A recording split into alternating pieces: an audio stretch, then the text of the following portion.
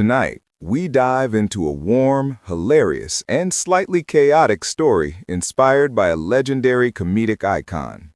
A tale of friendship, career evolution, awkward suits, family moments, and the odd reality of being incredibly famous while still trying to stay yourself. This isn't just about a movie release or a late-night story.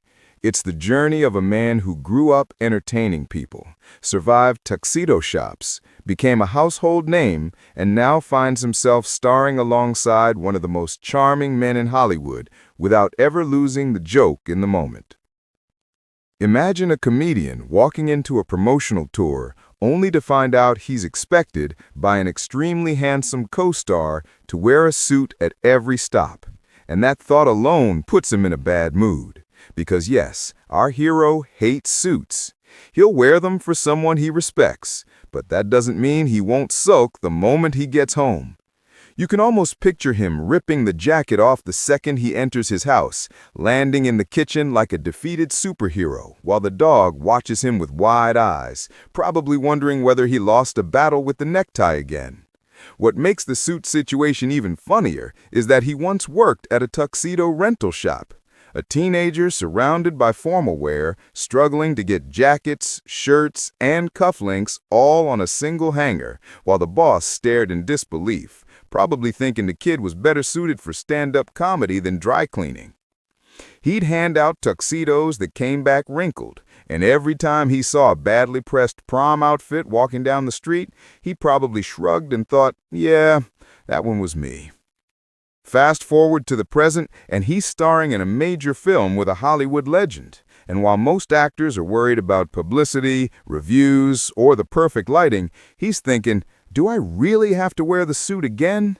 Because sometimes when you're truly comfortable in yourself, you realize the best version of you is the one that walks into the studio wearing whatever you woke up in. Now, here's where the romantic warmth enters the story.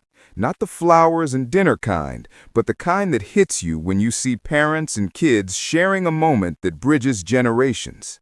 This comedian, known for his silly voices, outrageous scenes, and unforgettable characters, now finds out that children who weren't even born when his early movies came out are discovering his classics and loving them. An 11-year-old watches a decades-old golf comedy for the first time and suddenly understands on a deeply profound level that anything, absolutely anything, can become a funny punchline. From wild fights with television hosts to the ridiculous triumphs of a chaotic golfer, the movie still works. The kids don't even know the original pop culture references, yet they're cracking up all the same. That's the kind of humor that lasts. What they don't understand is who Bob Barker was or why seeing a young, hot-headed golfer get punched by a calm, silver-haired older man was so shocking at the time. But that doesn't matter.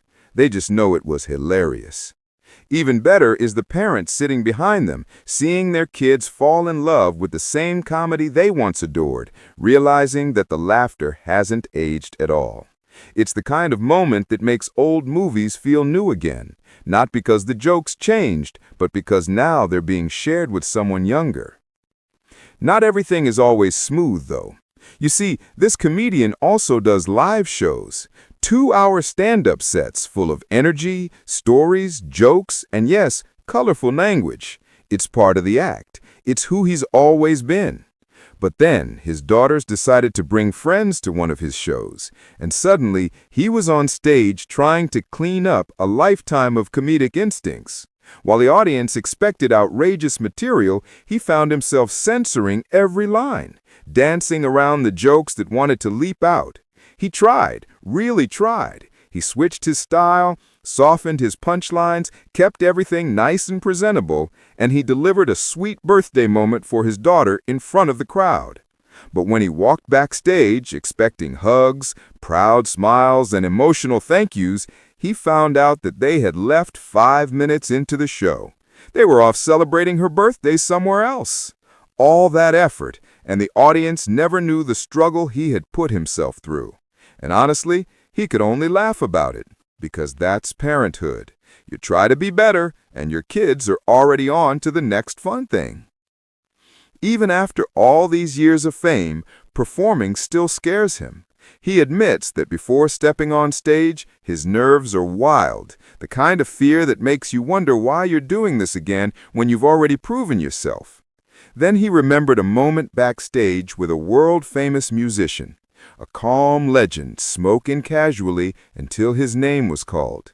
He flicked the cigarette away, said, "That's me," and walked on stage with the confidence of a superhero. Our comedian stared in awe, thinking, how do I get to that level of smooth?